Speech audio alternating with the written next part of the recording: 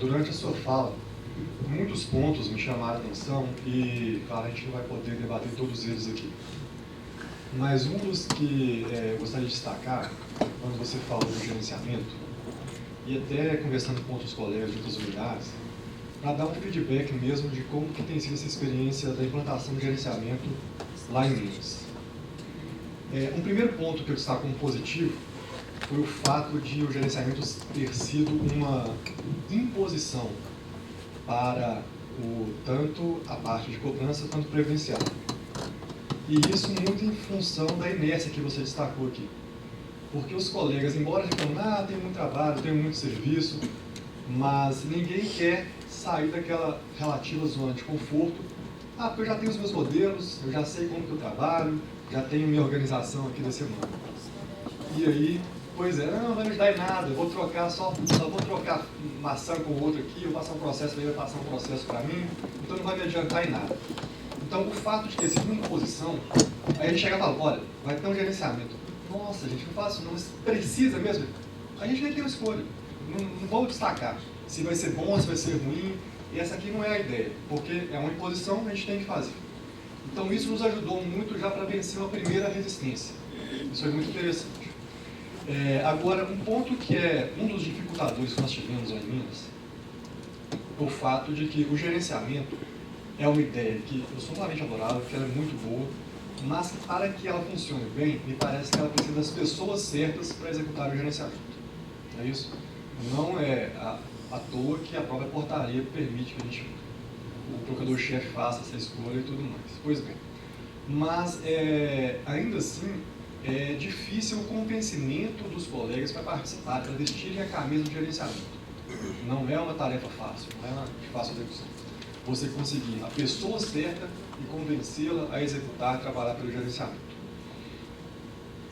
Com base nessa dificuldade, nós chegamos a pensar se não seria o caso de estabelecermos ou de imaginarmos algumas vantagens para as pessoas que se dispuserem a enfrentar o gerenciamento em algum momento.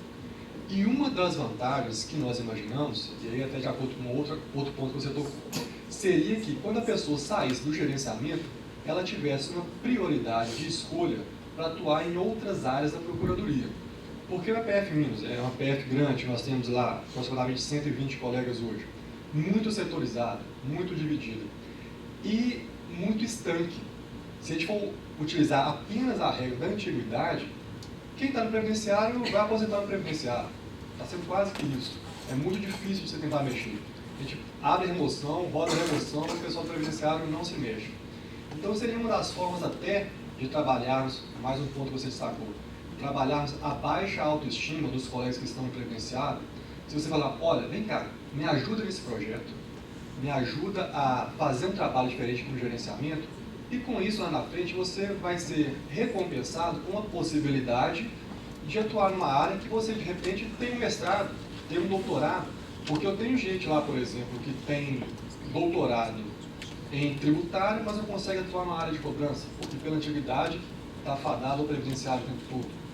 Então, eu queria colocar esse panorama, até para saber como que vocês fizeram na PRF1, para possibilitar, para proporcionar esse maior trânsito dos colegas entre as divisões, para você proporcionar uma lotação de acordo com a especialização do colega, ou com a maior aptidão do colega para determinada área, que não essa regra pura e simples da antiguidade ali dentro. E se a gente poderia casar essa possibilidade de escolha de perfil para a especialização com uma espécie de compensação também pela atuação no gerenciamento. Eu acho que esse é o caminho. Eu acho que algumas... Primeiro, uma questão preliminar. O gerenciamento ele tem que ser montado de tal forma que não gere sobrecarga para o gerente. Se o gerente excessiva, né? Se o gerente ele começa a sentir que ele está trabalhando muito mais do que os demais, você tem uma escala de desestímulo. E aí o gerenciamento não vai dar certo e a culpa vai parecer que é do modelo geral e não da forma de implantação. Então, a primeira questão que não precisa mexer na lotação dos demais colegas, mexer na lotação dos servidores. Então, o gerenciamento ele tem que ter um apoio muito maior. Assim, isso é um projeto prioritário da PGF. Quem faz a gestão da PF é a gestão da PF.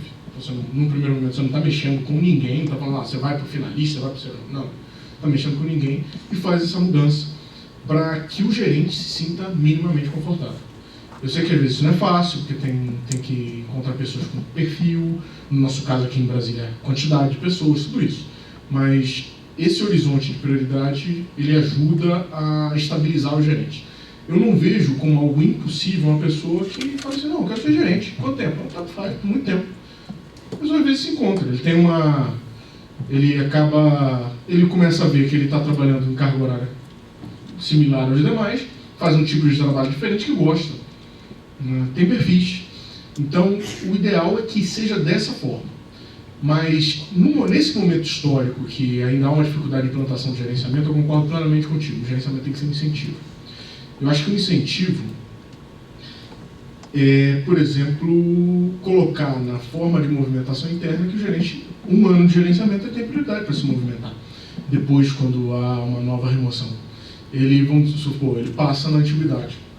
É possível fazer isso? É. A portaria 420 que rege, e as pessoas falam assim, antiguidade. Não é assim, não. Porque, assim, quando a gente foi fazer a reestruturação, eu li a 420 várias vezes, falei, da onde as pessoas tiraram tantas coisas? Não está nada ali. Foi meio que uma forma que as pessoas começaram a imaginar como seria. Mas, por exemplo, gerenciamento prioritário, a gente conseguiu fazer aqui porque a gente começou a classificar algumas atividades como prioritárias. Alguma atividade na matéria finalística, aumentamos em todas as áreas, na matéria administrativa, nós vamos ter um time de prioritários com tanto. E dentro desse conjunto de prioritários, isso daqui não tem atividade, isso daqui vai ser por seleção. E a seleção tem que ser o mais transparente possível. Se a seleção ela é muito a portas fechadas, assim, vai dar problema, né? Mas ainda em Minas vai dar problema sério. Mas não, aqui a gente botou, não, você faz um projeto, apresenta seu currículo, a gente analisa as experiências. Por exemplo, teve um colega que a gente escolheu para o gerenciamento que foi diretor de secretaria. E quer ser gerente, pelo amor de Deus, é claro que é melhor você ter uma pessoa que foi diretor de secretaria, coordenou a equipe, conhece a entrada de processo, sabe organizar um negócio, do que botar outra pessoa. Outros foram por ideias interessantes. A gente não tornou um critério objetivo, mas para conseguir fazer essa modificação, uma coisa foi clara, foi o diagnóstico. O diagnóstico no seguinte sentido: fala, olha, estamos com desequilíbrios internos pesados, nós não vamos permanecer assim. E quando você mostra os equilíbrios, as pessoas concordam. Assim, mas estamos morrendo aqui. Você está morrendo aqui, mas você está dentro da média, um pouco acima da média das outras PRFs e tal. Fulano aqui está trabalhando dobro triplo, então eu vou mexer aqui. Mas para mexer aqui eu vou botar mais gente aqui. Para botar mais gente aqui, alguém vai ter que sair de algum lugar. Mas eu estou aqui há não sei quantos anos. Aí você pode usar a norma a seu favor. O artigo 6º da 420 diz que, periodicamente, o chefe ele tem que avaliar a unidade e fazer as mudanças.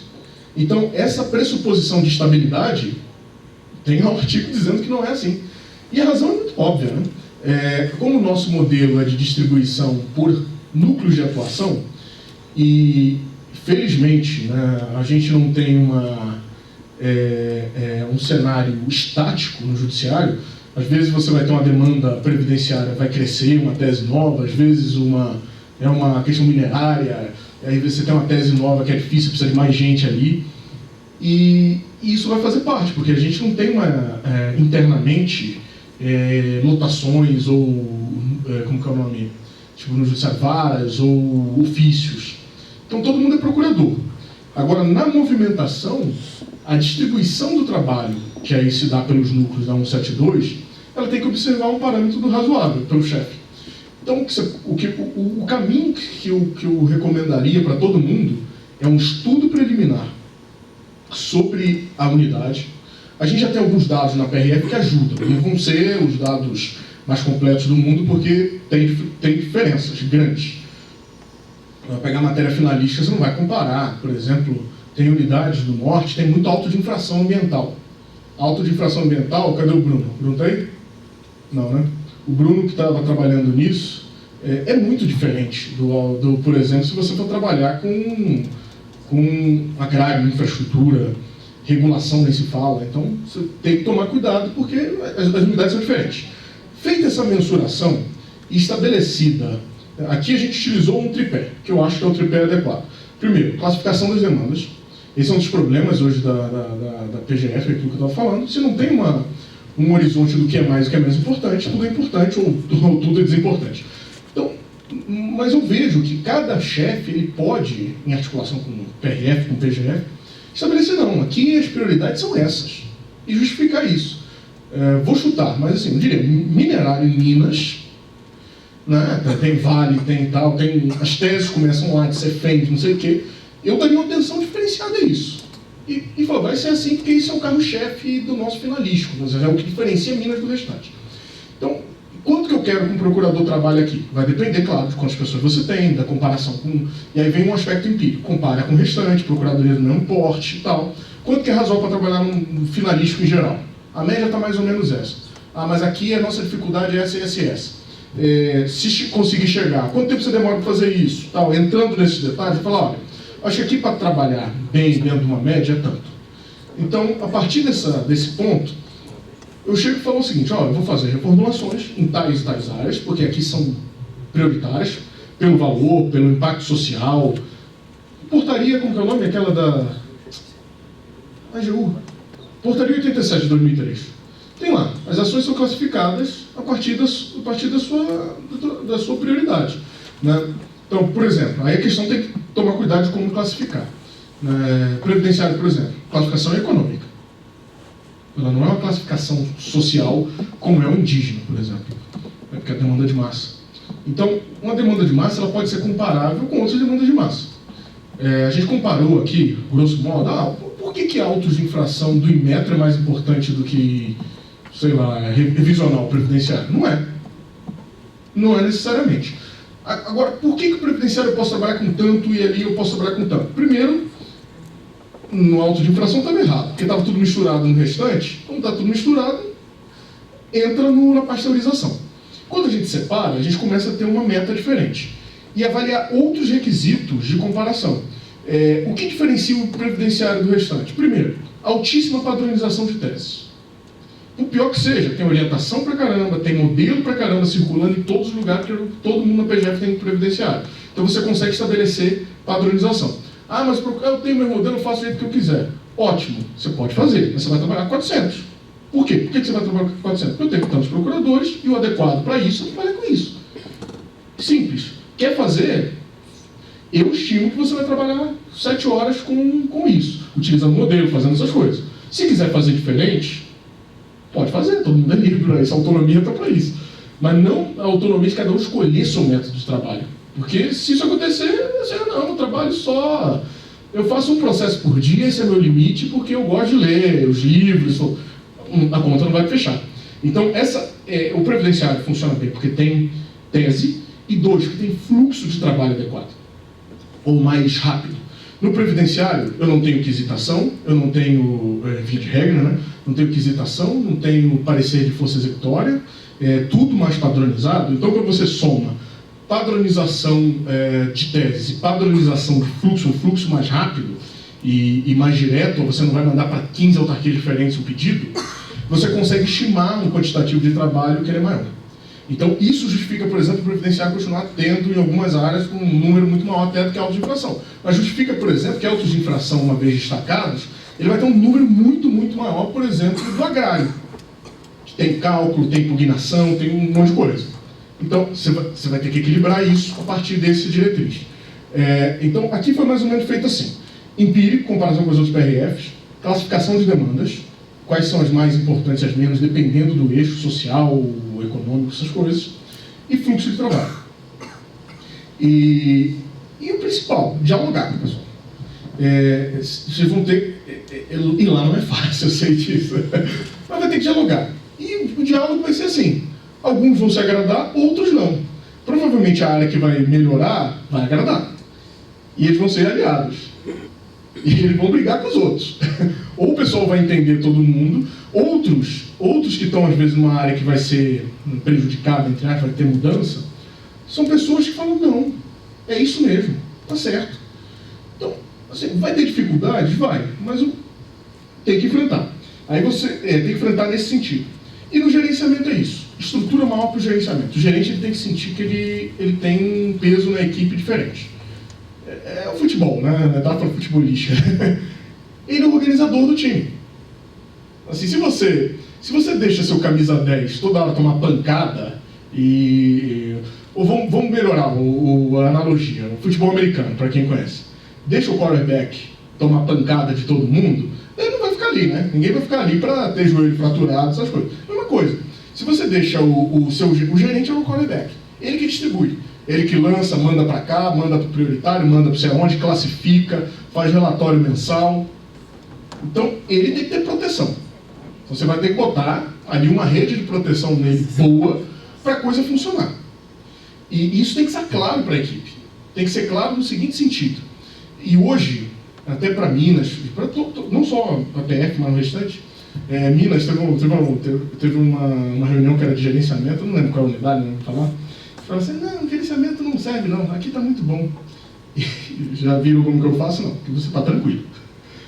Qualquer pessoa que esteja de fato apertado, qualquer unidade, o gerenciamento ele é uma melhoria sensível. E aí você pode comparar hoje, por exemplo, com a PRF, pode comparar com a PF Bahia, que também é grande, uma PF grande, tem gerenciamento em tudo, e começa a ver, ó o gerente está retendo tanto, lá, não, e mostrar para o pessoal. Então, eu diria assim, o caminho é um pouco esse, na minha avaliação, classificar o que é prioritário de forma clara, para movimentar sem antiguidade, e conversar muito.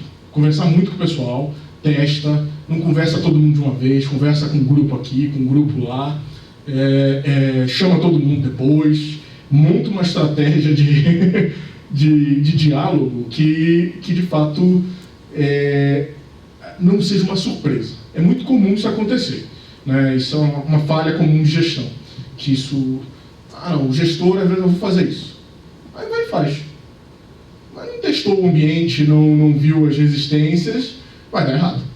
Vai dar errado. Até pessoas poderiam estar favoráveis, ele assim, está contrário. Por quê? Porque ele é do contra. Então, assim, perde o tempo. As pessoas gostam que a gente dê atenção a elas. Eu gosto de ter atenção. Eu gosto quando chego em algum lugar que as pessoas me tratem bem, que ouçam o que eu estou dizendo.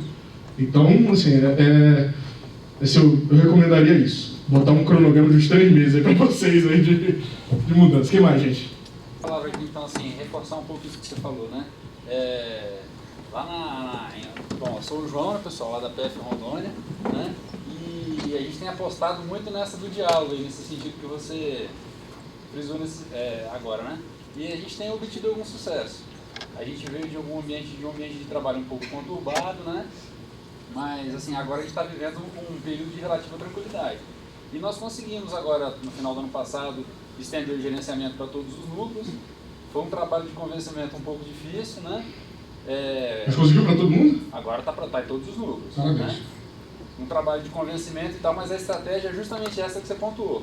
Às vezes a gente tem que chamar identificar os focos de resistência, ir trabalhando a equipe, e aí, né? Mas enfim, só para referendar isso que você falou, que eu acho que o diálogo ele é uma via importante de convencimento dos colegas para acreditar no projeto que a gente está tentando. Porque isso. Sem os colegas a gente não consegue levar a unidade para frente. E outra coisa, assim, saber o que você pode negociar com as pessoas. Graças a Deus nós somos muito diferentes na PGF e no mundo em geral.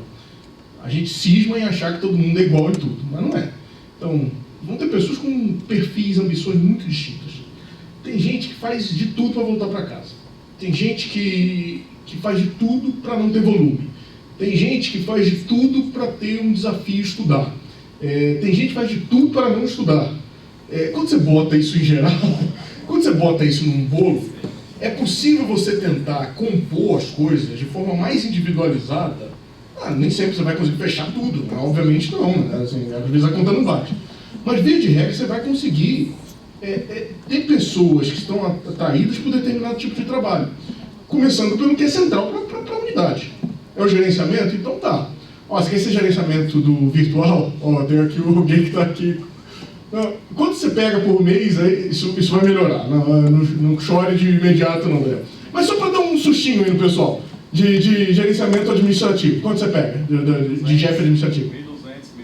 1.200, 1.200, 1.500. Você retém quanto? Oi? Você retém quanto?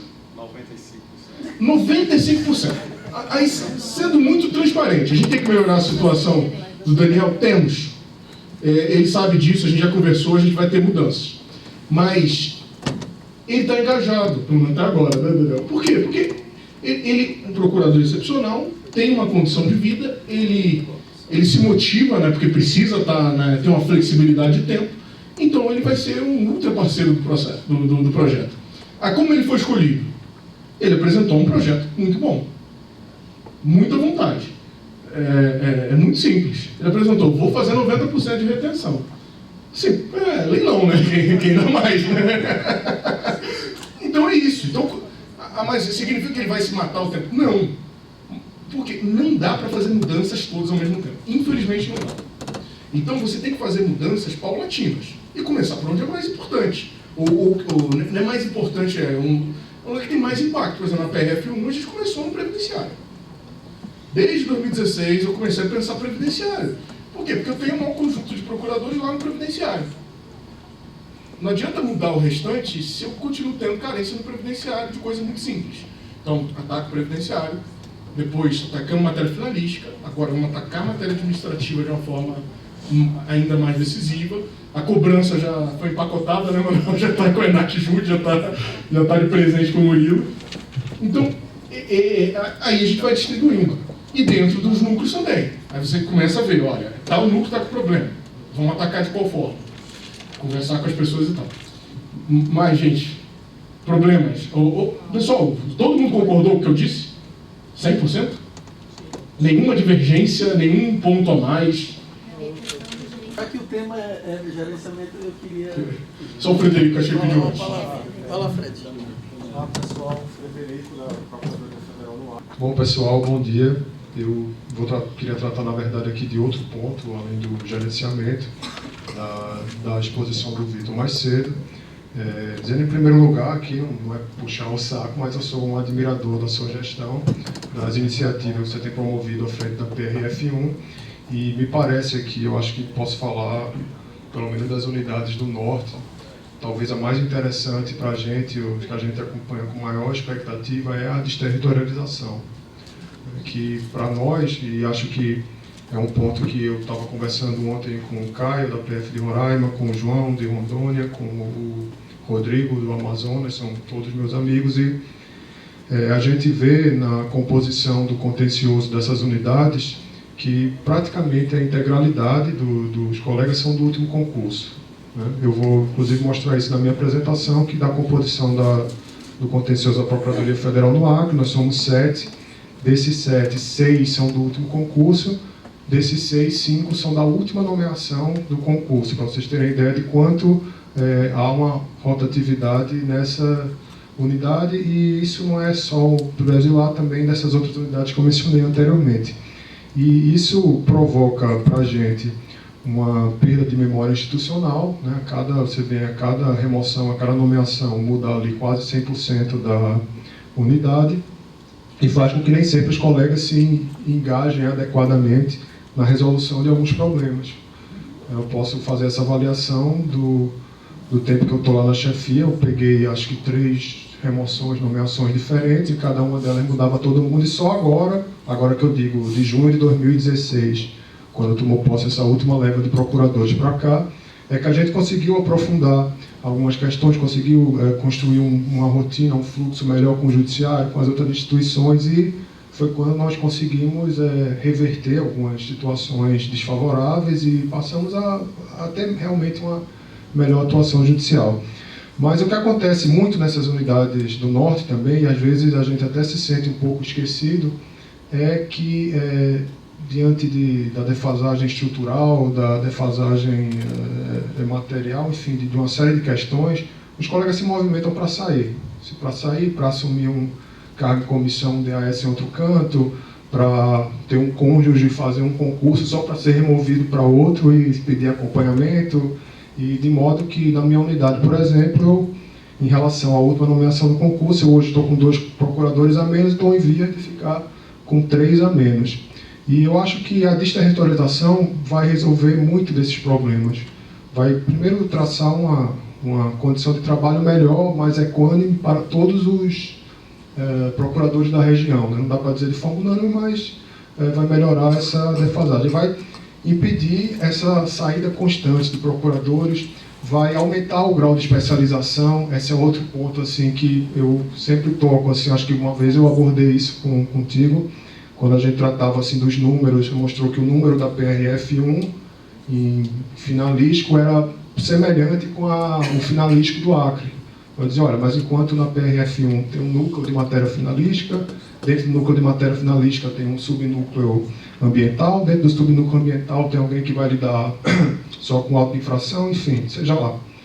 Nós lá não conseguimos ter sequer uma divisão de administrativo e finalístico, porque hoje temos 2 procuradores para fazer tudo isso.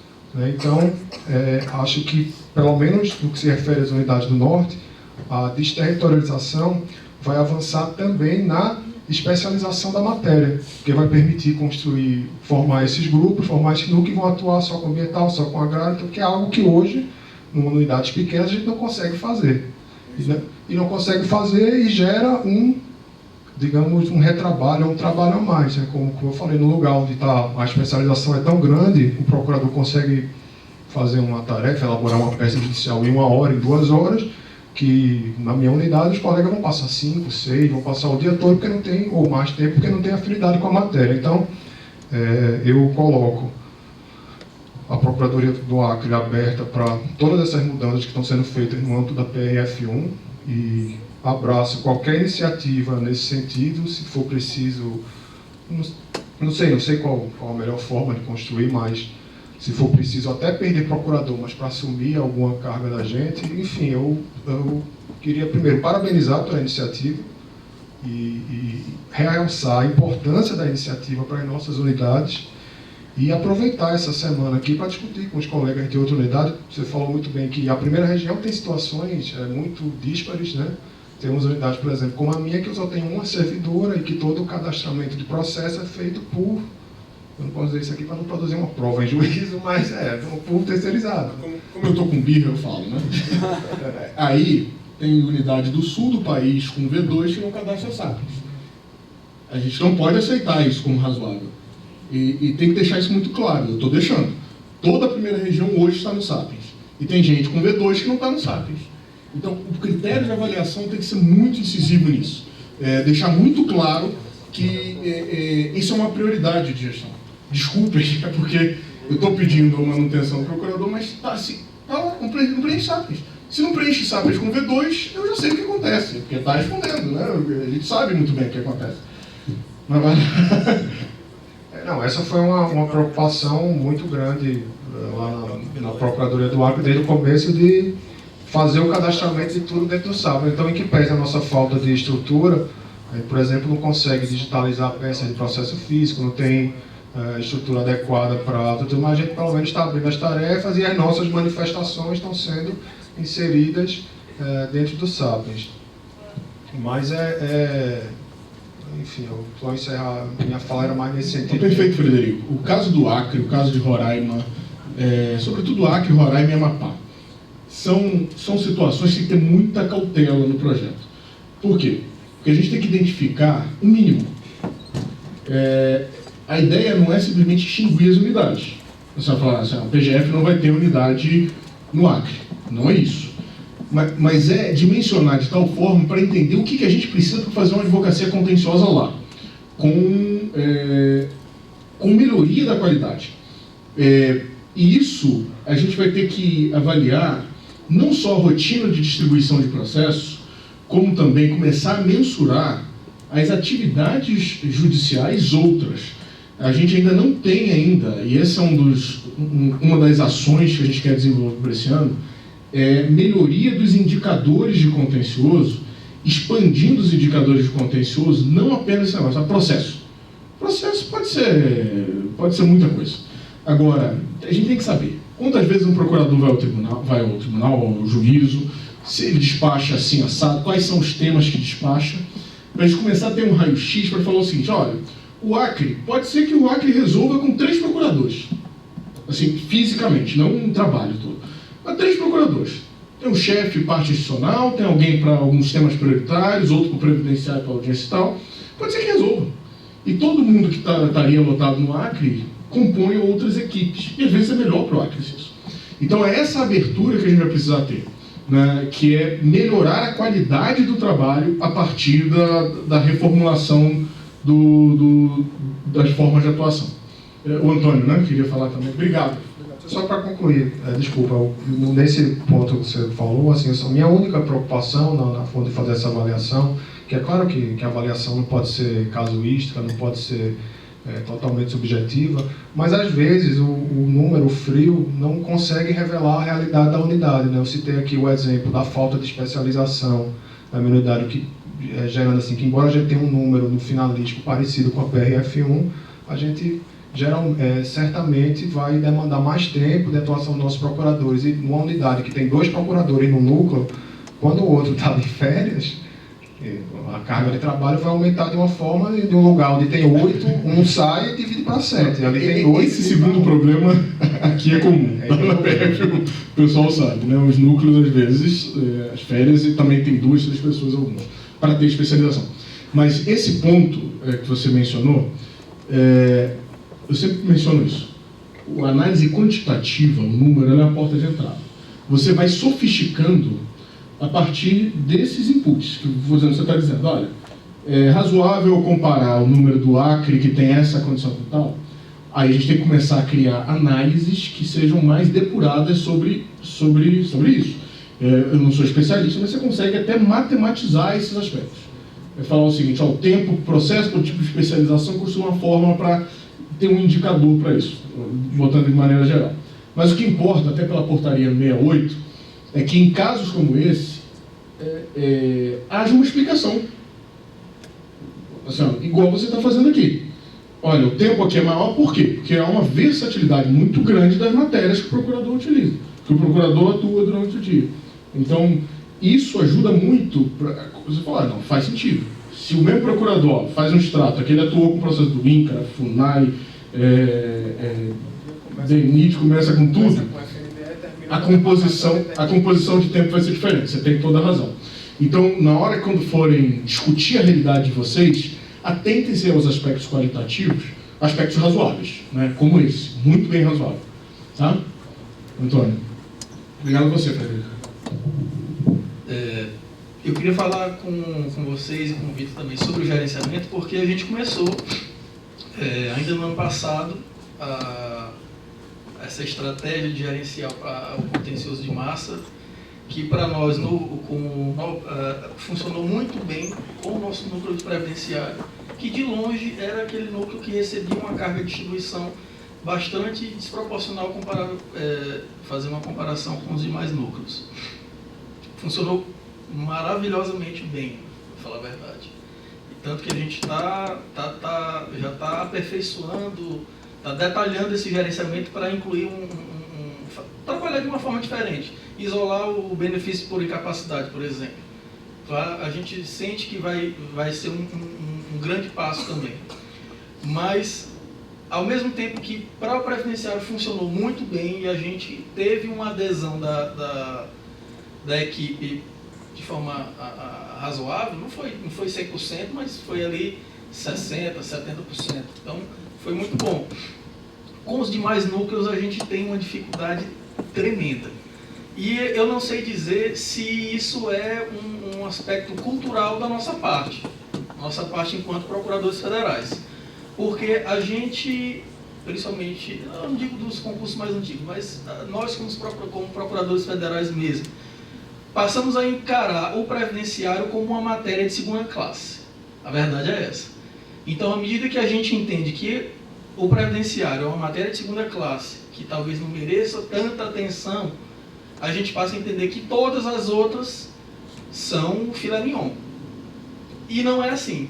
Então, hoje, a maior dificuldade que eu tenho em tentar conduzir e aplicar o gerenciamento no núcleo de matéria administrativa, no núcleo de matéria finalística que ainda não estão implantados, ou de fazer funcionar bem, como no previdenciário, o gerenciamento de contencioso de massa na cobrança, que existe hoje lá, mas não está funcionando bem no meu modo de ver, é essa falta de interlocução, talvez, da Procuradoria-Geral com as unidades da ponta em definir, como você disse, não há uma definição muito clara do que é matéria prioritária.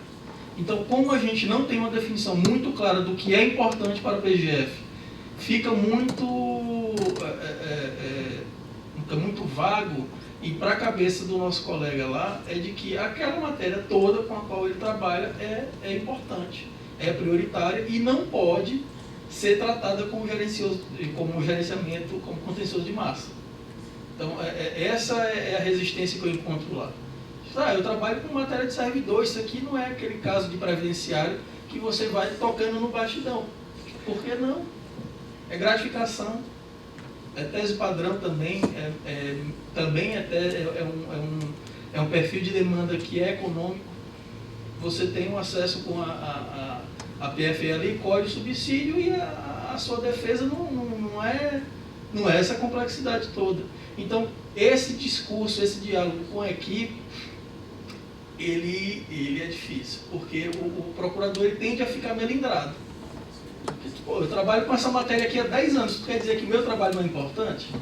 Quer dizer que o meu trabalho ele não merece a minha atenção 100%, que dentro daqui um percentual de 70%, 80% eu posso colocar como massa.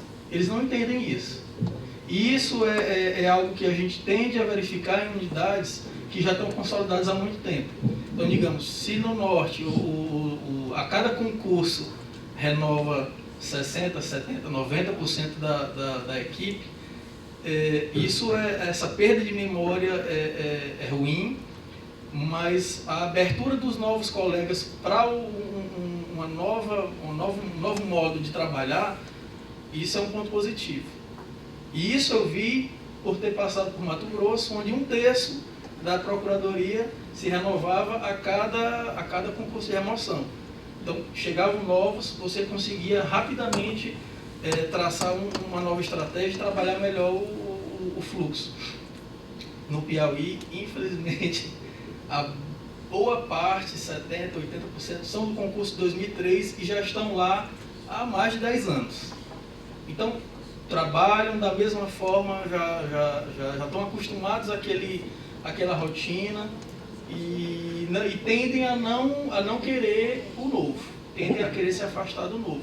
Apesar de que eu sempre tendo a conversar, mostrar para eles que a equipe nacional de cobrança e hoje a equipe regional de turmas recursais são só 2 primeiros exemplos do que está por vir.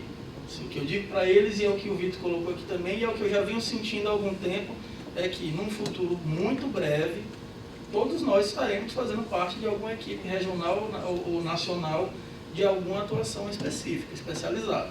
Esse formato que a gente tem hoje, de 4 núcleos dentro da Procuradoria, a gente recebendo aquela distribuição tradicional, infelizmente, por dígito, é uma realidade que está fadada à extinção mesmo. Acredito que não chegue a 5 anos e tudo isso já faça parte do passado. Mas é isso mesmo. É isso mesmo. O papel que a gente está tentando fazer aqui é antecipar. Isso. Antecipar exato. o movimento. Aí é onde eu ia chegar. Para essas unidades que já estão consolidadas, que a gente encontra uma resistência muito maior, talvez a velocidade esteja sendo além da capacidade do pessoal de absorção da novidade. A gente acaba tendo uma preocupação nisso, tanto que em todos os projetos, essas unidades elas ficam por último. E qual é o ponto de contraste? Talvez a gente tenha que melhorar a comunicação. Ou eu, o coordenador da área, começar a visitar as unidades. Porque eu te diria o seguinte, o argumento ele é arrebatador. Quando a gente chega com um dado de ETRBI e mostra numa unidade, assim, é até difícil as pessoas falarem. Eu já passei por situações que começam a falar, a pessoa fica ali com raiva de você e não consegue nem se expressar, né? Porque está ali um número na frente, entendeu? Então eu acho que o melhor caminho é esse. Então por isso todo o nosso cronograma, Piauí, Minas, a única exceção, que eu não sei qual é o milagre que ela faz até amanhã, a gente pergunta para ela, é Bahia. A Bahia também tem um perfil parecido, mas a Ivana conseguiu tumultuar aquele negócio lá e o pessoal vai. E o pessoal conseguiu ir, montou uma equipe de apoio muito forte, vocês não vão ter muito isso. Minas tem esse potencial por causa da estadualização. A Bahia está dando muito certo com o que vai dar certo com o Maranhão, com certeza. A estadualização. Um primeiro caminho para a regionalização é estadualizar. Piauí já passou por esse processo, mas passou por esse processo sem ter feito as mudanças. Então fez a migração das pessoas, é natural, as pessoas mudaram. Agora são procuradores da PF Piauí, eles querem também trabalhar igual os outros. É normal. Agora eu tenho certeza que o pessoal da Imperatriz, com as diretrizes claras, gerenciamento e tal, o pessoal vai com força total. Não é isso? E quando vai com força total, aí você começa a ver o contraste da equipe nova com os padrões anteriores. Isso muda, não tem como. E a mesma coisa é Minas. Minas, assim, eu já falei isso com o Gustavo e tal, o caminho de Minas é o interior. É muito difícil mudar, na mesma coisa do Piauí, fazer mudanças muito bruscas em quem já está muito estabilizado. E assim, eu falei para vocês, acho, no fórum, a gente tem que tomar muito cuidado com as unidades, porque, infelizmente, a instituição gerou projetos de vidas distorcidos. Não é instituição, não foi nada intencional. As coisas não foram. Porque a nossa instituição ela é muito rica. Muito. Assim, ninguém tem o contencioso que a gente tem. Ninguém tem. A PRF é um exemplo. A gente pega de tudo aqui. Isso é a PGF, assim. Tem autarquia para todos os gêneros, todos os gostos. Agora, quando você faz a divisão territorial disso, o que acaba acontecendo? Censo. Pega uma PSF. PSF tem 80, 90% previdenciário. E aí você tem o seguinte conflito das pessoas.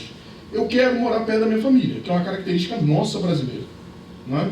Ninguém faz. Nos Estados Unidos é muito comum isso. Não é? Eu estou em Michigan, eu vou estudar na Califórnia. E você começa a ter essa quebra do cordão umbilical. No Brasil não é tanto assim, o espírito não é tão aventureiro. Todo mundo quer comidinha de mamãe. Né? O recifense é o bolo de rolo. Então todo mundo quer estar perto de casa.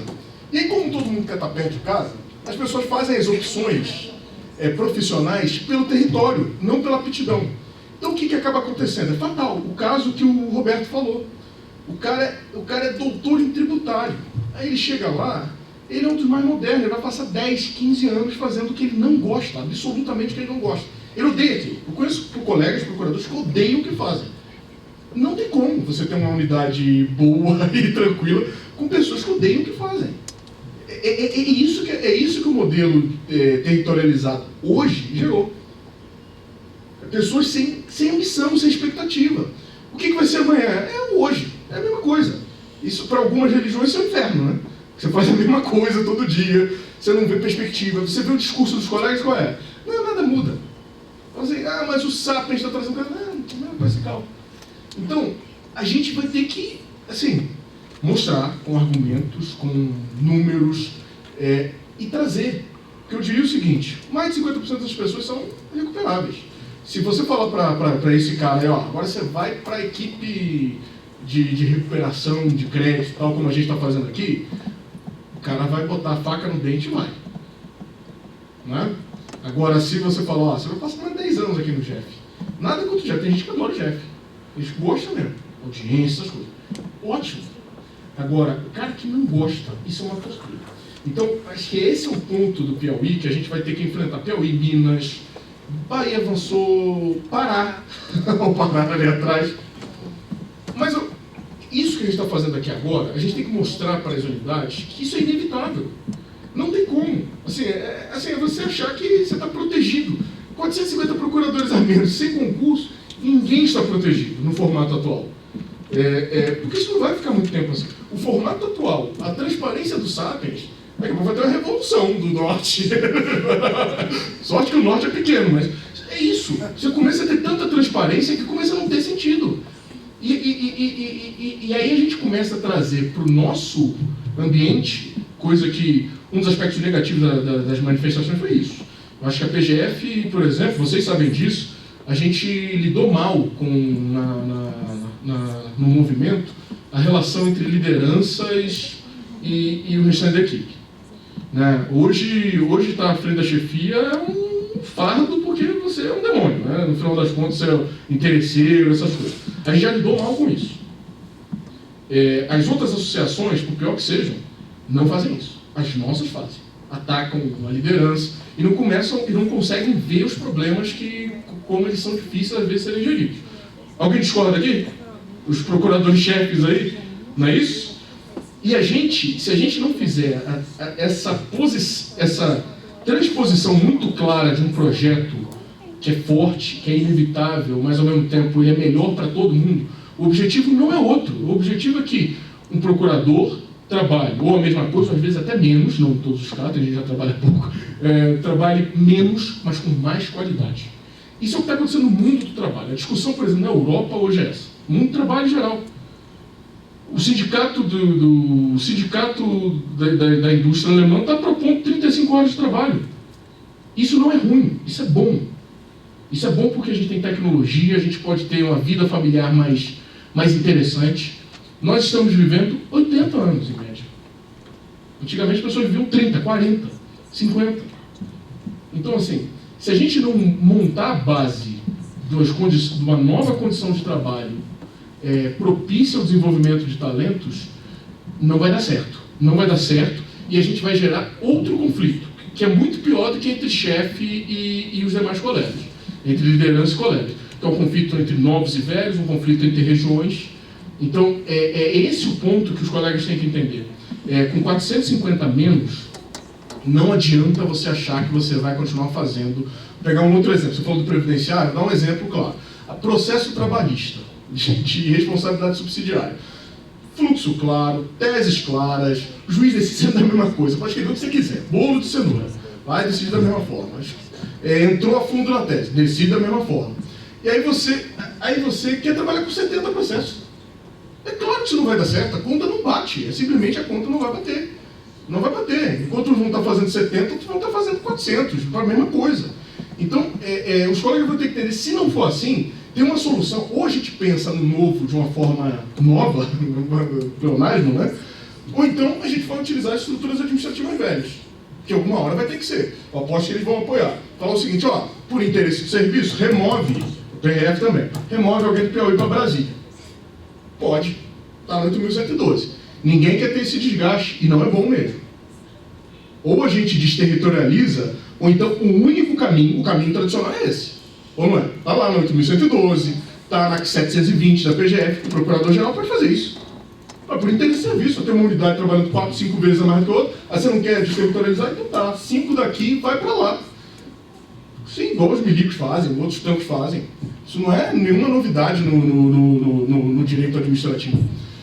Entendeu? Sim, para concluir, o que eu ia te dizer era exatamente o que tu já, só repetir o que tu já falou. Para vencer um pouco dessa resistência dos colegas, principalmente dos mais antigos, é transparência, é diálogo. A ideia das visitas dos coordenadores às unidades é muito boa. Se por questões orçamentárias for inviável, não sei, videoconferência. Agora, videoconferência não com os coordenadores, como é feito hoje. Quer dizer, fórum dos procuradores-chefes, fórum dos coordenadores de núcleo temático. Coloca o coordenador do núcleo temático da PRF para conversar com toda a equipe da PF. Eu quero a presença de todos da equipe da PF e vamos discutir sobre assuntos dessa unidade aí. Eu acho que isso vai conseguir aproximar um pouco mais o colega que está lá, às vezes se sentindo isolado ou achando que o chefe o chefe é o inimigo, ele está lá ligado à PRF1 e está aqui na nossa unidade só para passar rasteira.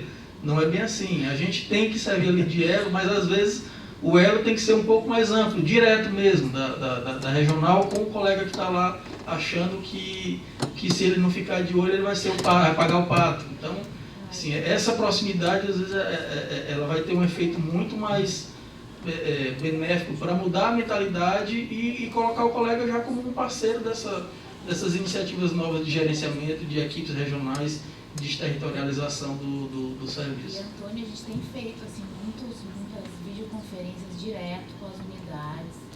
O workshop de gerenciamento foi uma iniciativa legal, a gente não conseguiu chamar vocês, mas filmou. Então, eu acho que essas iniciativas, assim, esse diálogo mais amplo é o caminho para o convencimento também do pessoal. É isso, e é muito importante aquilo que eu falei no início.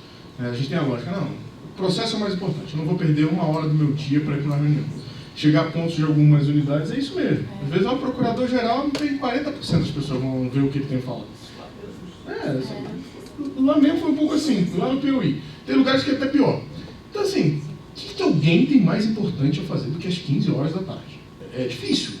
É difícil você encontrar em outro ramo de trabalho, inclusive no mundo jurídico, o que está acontecendo na PGF, em alguns casos. Se algum lado a gente tem gente muito engajada, de outro lado, tudo isso que está acontecendo está gerando desengajamento pleno, com perda de lideranças. Então, as pessoas que poderiam estar fazendo essa travessia, os diálogos, que o chefe, o líder, ele é um facilitador.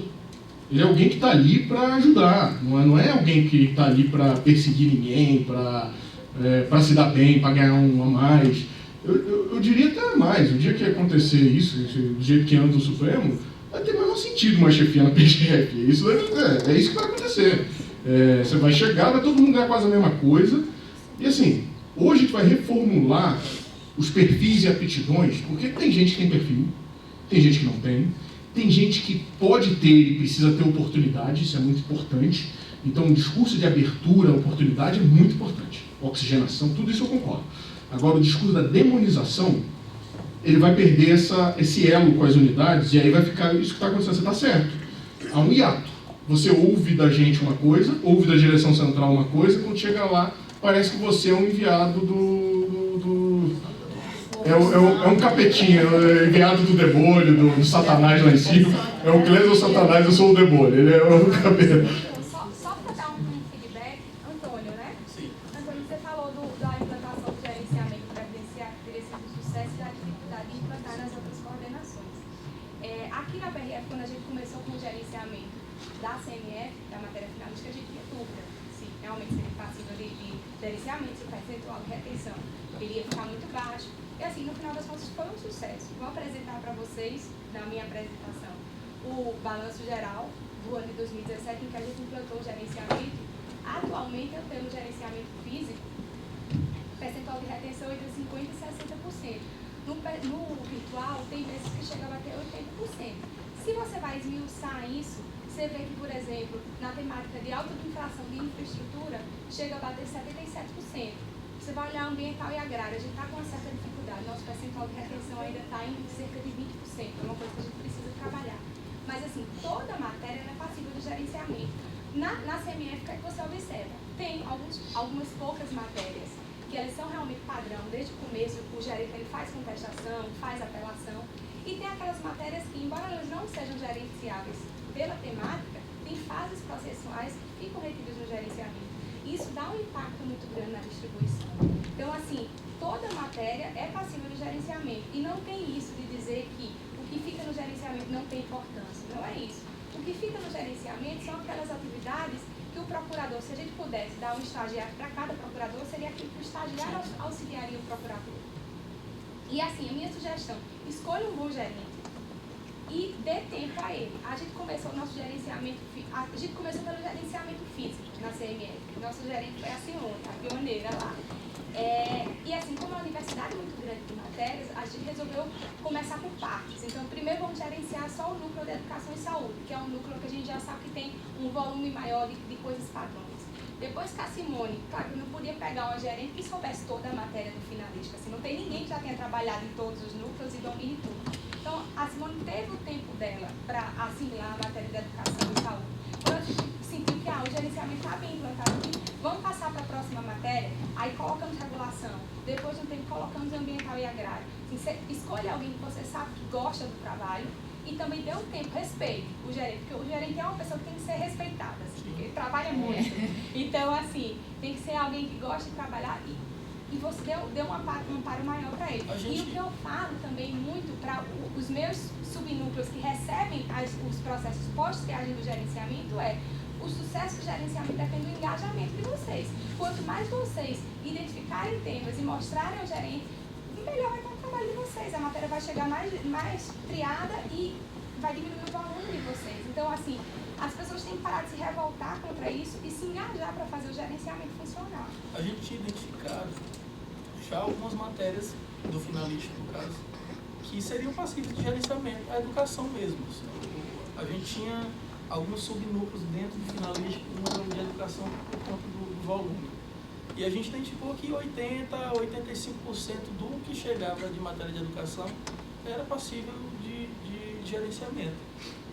Só que é um núcleo pequeno, o finalístico todo, ele tinha essas subdivisões, mas só para efeito interno, mas são hoje 3 procuradores. Então o contra-argumento deles são 3, vai isolar um para ser o gerente. Quando esse um for tirar férias, como é que vai ficar o trabalho dos outros 2? Alguém vai assumir o gerenciamento? E aí aquela demanda dele. Então essa questão de quem vai ficar na substituição, período de férias, ou que um grupo é muito pequeno, muitas vezes não dá para isolar alguém para fazer o trabalho de gerenciamento. E no final das contas acaba que nenhum dos 3 querem. São os 3 que têm experiência na matéria, nenhum dos 3 querem, e você fica empacado. Você para, não sei como é que eu vou desenvolver isso agora. Ninguém quer. A gente tem uma ideia do que pode ser gerenciado, mas essa problemática do pequeno grupo, do grupo pequeno, isolar alguém.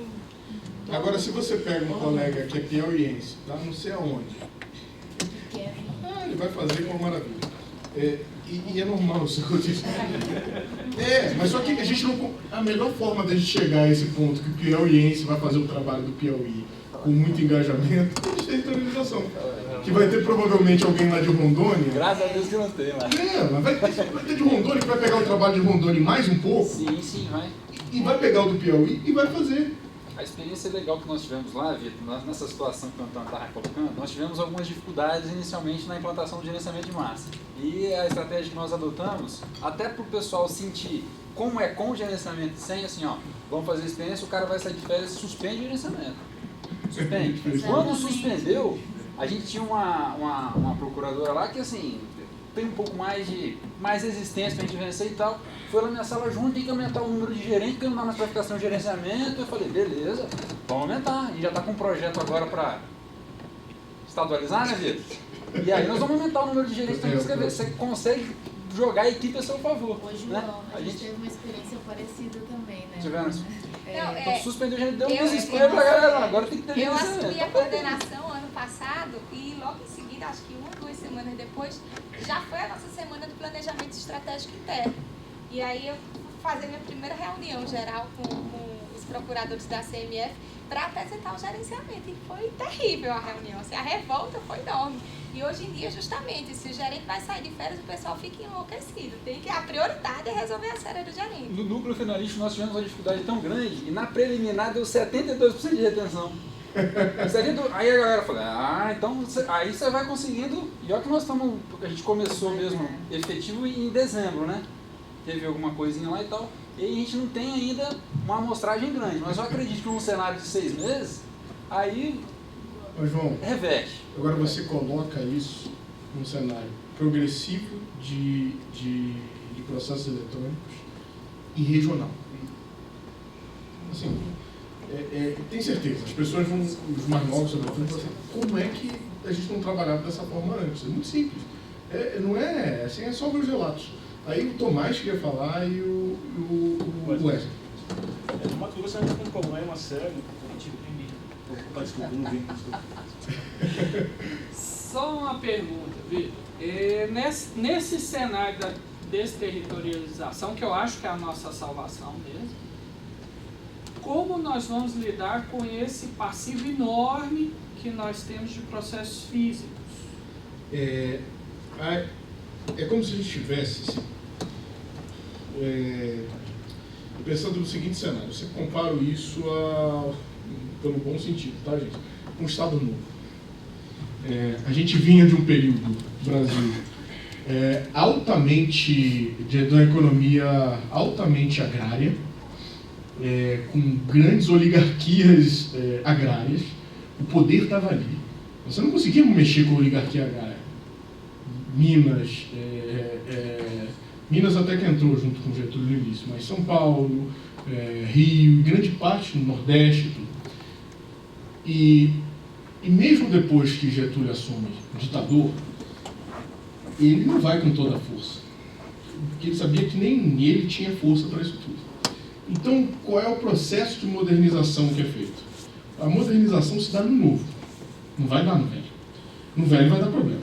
As coisas estão cristalizadas. Então, o processo de modernização que o Brasil sofreu foi o quê? Foi a organização das corporações da recém-inaugurada indústria brasileira, que isso não significava nem 5% dos trabalhadores.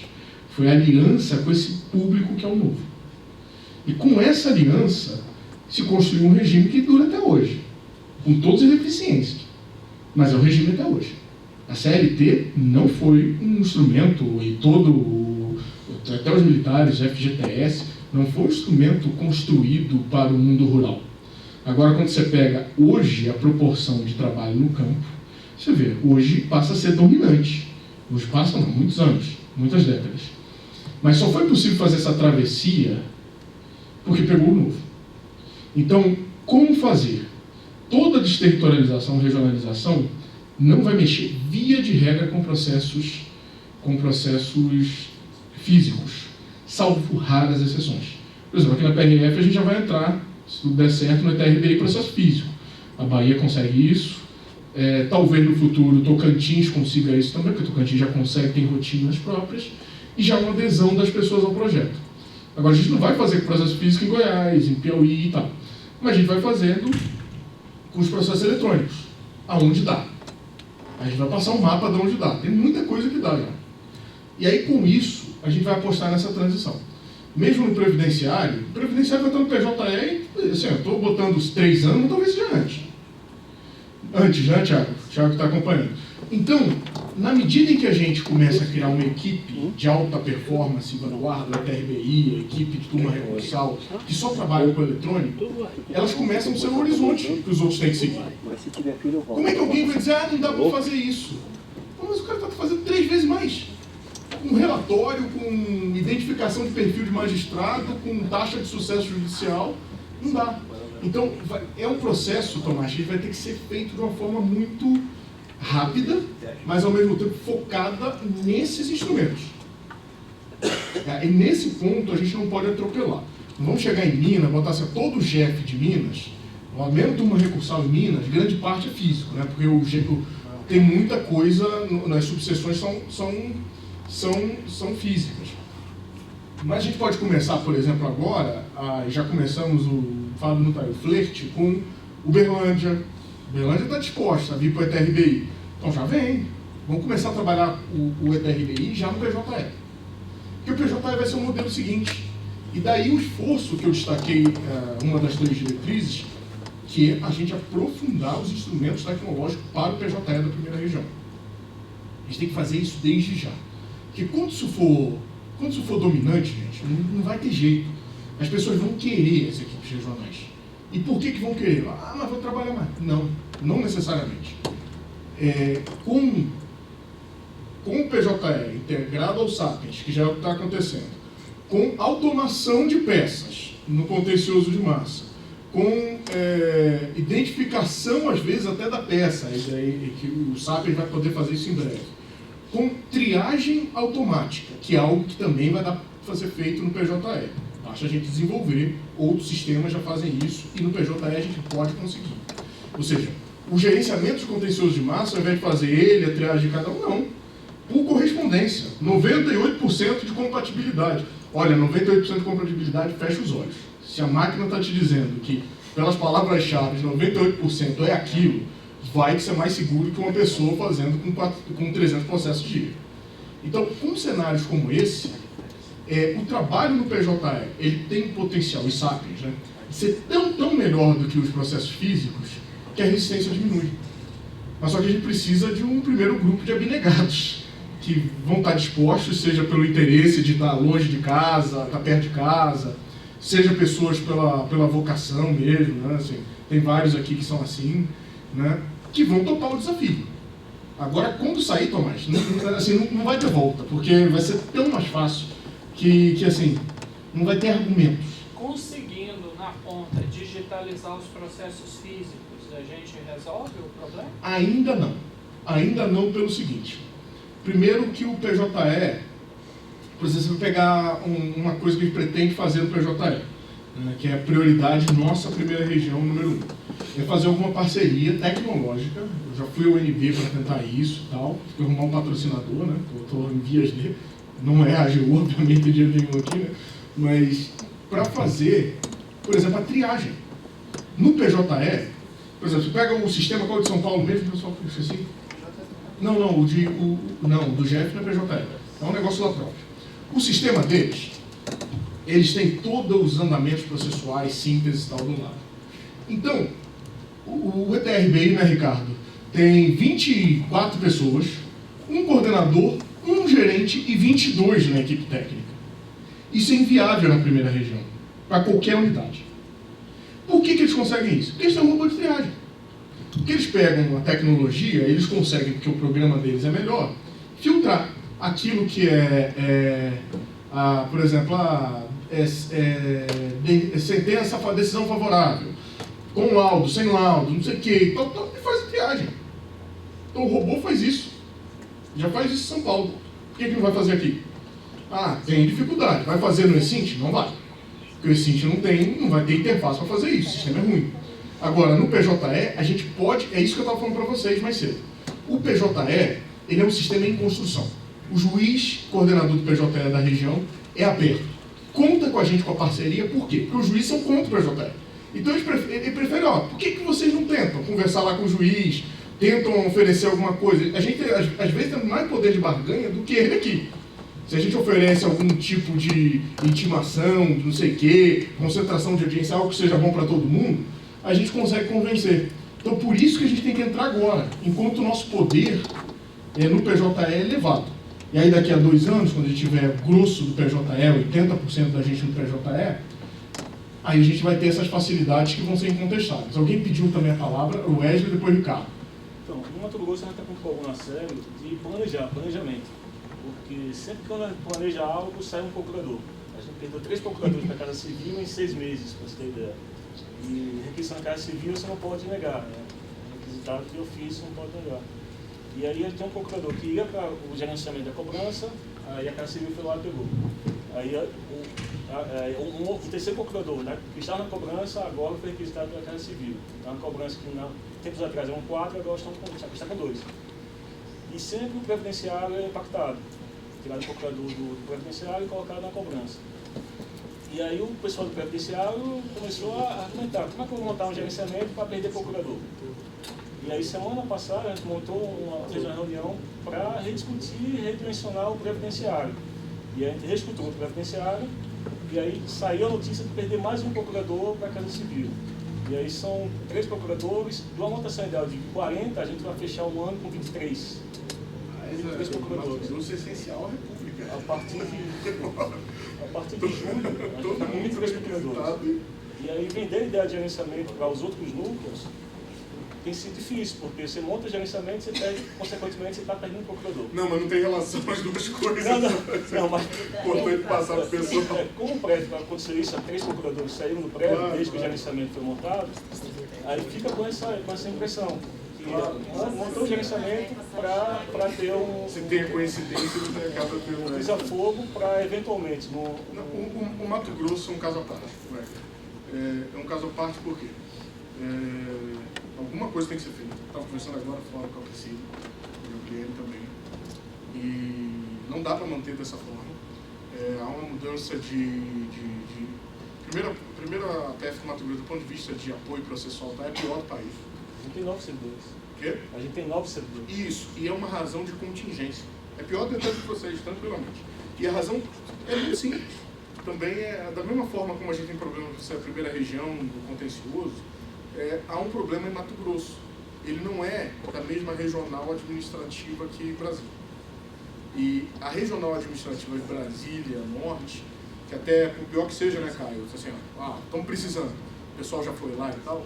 Aqui, em Mato Grosso é diferente. A administração é da SAD. Pra você ter ideia, é da SAD de São Paulo. A PU recebe mais computadores que a gente. A PU tem um contingente de procuradores 1 terço menor que a gente. E aí eu digo, assim, é uma falha minha, e não é, né? Mas assim, é que uma coisa, como está Roraima aqui, né, precisou, amanhã, Silvino, vamos fazer uma videoconferência amanhã. Já passo o que a gente quer e tal, resolve. Porque ele está aqui do meu lado. Agora, eu não sei nem, nunca fui apresentado ao SAD de São Paulo. Assim como, então e somado a isso, na divisão interna, o pior lugar que tem, a SAD de São Paulo já é difícil para São Paulo. Você imagina para Mato Grosso. Então, essa contingência acaba gerando esse nível de distorção que o Mato Grosso tem historicamente. É isso que o Antônio Paula já conhece bem. Pessoas saindo, entrando, ninguém dá tempo de organizar uma reclamação de verdade e operacionalizar isso em comparação com os demais. Nós precisamos fazer agora, eu já falei isso com o Gabinete do Procurador-Geral, uma força-tarefa lá. E em algum momento, seja redistribuir quadros, vaga de estágio, alguma coisa vai ter que ser feita. Porque esse é um dos males de Mato Grosso, não é o único. E agora, com a instabilidade que vocês estão tendo, vocês estão perdendo muita gente. Porque o identificou o caminho das pedras. A Casa Civil. A Casa Civil está fazendo requisição, vai puxando o outro. E uma hora isso vai falhar. E aí tem um problema de organização regional que também eu estava mencionando. Uma coisa, quando eu falo assim, preciso mais procurador na PRF, fala, pô, vai tirar procurador não sei da onde. Não, porque na PRF eu ajudo vocês. Agora, se eu não tenho procurador na PRF, você não tem no Mato Grosso, aí o negócio está feio. É o que está acontecendo. A nossa região, ela vem sendo esvaziada. E não é culpa de ninguém. São os processos naturais. Quantos de vocês perderam gente por remoção? Para acompanhamento de cônjuge? Uma pancada. Isso é a constante na região norte. Aí o norte vai perdendo, a PRF1 vai perdendo porque é assim. Todo mês eu recebo pedido para saída, porque é Brasília, não sei o quê. E aí vai perdendo o centro da regional e vai perdendo a maioria das unidades, a conta não vai bater. Então, por isso que essa reunião é importante, para a gente ter que falar a mesma língua. A avaliação que vocês têm que ter da unidade de vocês tem que ser parecida com a nossa. Até para a gente agir de forma conjunta. Agora, no Mato Grosso, eu vou ter assim, né, eu não vou dizer não se preocupe, né? Se preocupe, mas o que eu posso dizer é o seguinte, é o que eu posso prometer. Como a questão de pessoal não está na minha alçada, eu prometo a interrupção. Em dezembro, eu já tratei muito de Mato Grosso em dezembro com a direção central, em vários aspectos. Então, Mato Grosso hoje, sem nenhum desprestígio ou nenhuma outra, hoje é a prioridade, por causa dessa conjuntura. Pior apoio em tudo e uma perda de procuradores que está ficando insustentável. Então, assim, essa é a mensagem que eu te peço para levar para o pessoal, tá? Às vezes o tempo não é o mesmo que o pessoal gostaria lá, mas isso é a minha prioridade entre as unidades. O Mato Grosso é a prioridade número 1 hoje. Até porque eu acho que o Maranhão a gente já está conseguindo resolver, né? O Tomás. Não, eu já falei. Aí já falou, para encerrar, o Ricardo? Não, era só para te fazer sobre a análise de conteúdo. A gente já está conseguindo fazer no E5, inclusive. Ah, é? Só nessa semana. Então é por isso, pessoal, identifiquem nas equipes colegas que tenham aptidões tecnológicas. Servidores. Porque não adianta nada o Nilson, o Gilson lá da Bahia conseguirem montar isso, o Fábio monta outra coisa. Se chega lá, ninguém sabe operar minimamente. Porque uma coisa que esse pessoal não consegue fazer, e por isso a gente precisa contratar ou ter parcerias, não consegue fazer uma interface amigável, não. Os sistemas são brutos, né, Ricardo? Mistura com a planilha, com a linguagem e tal. Eu não consigo mexer. Então, a gente precisa agora, nessa nova fase, de, como que eu pergunto pro pessoal? Design. A gente está precisando de gente, por exemplo, qualquer um nas unidades, só sabe fazer design? Me avisa, porque a gente vai ter que colocar em contato com esse pessoal para fazer iniciativas ainda precárias que facilitem os sistemas que a Bahia está fazendo e nos ajude a montar essa agenda tecnológica. No previdenciário eu vou falar um pouco, né, quando a gente discutir previdenciário, o que eu acho que dá para ser feito, porque o previdenciário é o carro-chefe da tecnologia, ao meu ver, pelo volume e por tudo. Tá? Mas, gente, a gente precisa almoçar. Posso fazer uma consideração de 2 minutos, Vitor? Vou tentar ser breve. Só uma questão a respeito dessa questão da desterritorialização. Eu estava conversando alguma coisa com o meu Zedek agora no intervalo, né? Nós colocamos uma das nossas estratégias para 2018 lá, fazer a concentração das audiências. E agora felizmente nós conseguimos concentrar nas varas da capital, né? Nós vamos fazer 4 mutirões no ano inteiro na capital. Não vai ter mais audiência espaçada. Então, assim, isso facilita a desterritorialização. Mas uma outra consideração que eu gostaria de fazer também, em paralelo a isso, é assim para às vezes, se não seria possível desenhar, fazer algum desenho, no sentido assim, poxa vida, se já tem 4 datas do calendário definido, nós vamos fazer 4 mutirões com 500 processos em pauta, cada um.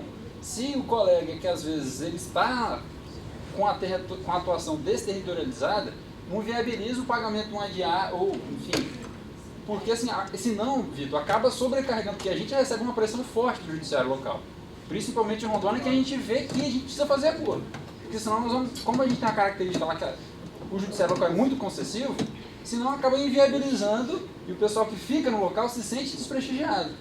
Então, assim, talvez... Não, o formato que eu imagino para as equipes regionais é o seguinte, é um formato misto. Nas equipes regionais, o ETR será restrito ao gerente. Os gerentes estarão em ETR. O restante da equipe não estará em ETR. Ficarão vinculados à unidade, mas claro, se a pessoa não tem nada para fazer, não tem audiência, fisicamente, ela pode atuar de onde for. A forma de áreas de passagem a gente não consegue. E a razão básica é a seguinte, 8.112. Né? O servidor está lotado lá. Então você não consegue pagar uma diária para esse trabalho remoto. Não conheço nenhuma experiência de trabalho remoto que consiga pagar diária. E eu acho que isso é um negócio que daria problema muito forte no planejamento. Então o formato tem que ser mais ou menos o seguinte. Alguém de Rondônia vai ser gerente, esse gerente não vai fazer audiência. Até porque ele está com carga, ele tem em qualquer iniciativa que formos avançar, previdenciário, matéria administrativa. O restante, você está vinculado à equipe regional, é o que acontece já na turma recursal. Você é da unidade, ninguém te falou para sair de lá. Se você quiser sair, vá lá, ninguém vai cobrar teu ponto, tem parecer de aqui, acho que é 45 e tal. Ninguém vai cobrar ponto, está fazendo o trabalho bem feito, vá lá. No dia que você tiver audiência, aí você vai ter que voltar. Não é o melhor cenário, mas assim, é o ônus, que eu te diria o seguinte, grande parte dos colegas aceita esse ônus. Vir 2 vezes, 3 vezes ao ano de forma planejada, então nem se fala para Brasília, do próprio bolso, a ficar em Rondônia todos os dias. Agora, se fosse possível constar alguma coisa disso numa futura regulamentação, Vitor, difícil, talvez? Não, ressalvando eventuais... Eu acho muito difícil no formato atual. Eu sou um dos defensores da seguinte tese, que a gente tem que desvincular plenamente a lotação do exercício. A melhor forma da gente avançar é falar assim, você está lotado para fins administrativos, está no Piauí? Tá, mas você está em exercício na equipe regional tal. Mas o Piauí não tem essa matéria. Tanto faz. E isso não só para tirar a gente lá, né? Isso não para as outras pessoas. Eu quero que o Piauí está na minha hora e tal. Por quê? Porque, assim, a gente precisa ter nos locais estratégicos um quantitativo que a gente vai ter que mensurar. Por exemplo, na PRF a gente precisa de muita gente, fisicamente. Porque se eu não tenho gente aqui para fazer sustentação oral, toda uma estratégia judicial vai pro ralo. Então eu preciso de pessoas aqui que vão fazer sustentação, acompanhamento judiciário e tal. Em outros lugares você vai precisar menos. Por exemplo, você faz a concentração de audiência em Rondônia, assim, você não, de 20 pessoas, 18 que você tem lá, 18, né? 14. Já reduziu isso tudo? De 14 você tem lá, você não vai precisar disso. Você precisa na interface no judiciário, 5 pessoas. Não estou dizendo que vai ficar nesse nível, mas a gente pode criar formatos para isso. Agora, no atual estágio, a gente não consegue, sem fazer essa desvinculação, lotação e exercício, regulamentar algo para falar que não precisa participar, porque seria contraditório com o modelo vigente. O pessoal vai almoçar, se não vai atrasar muito.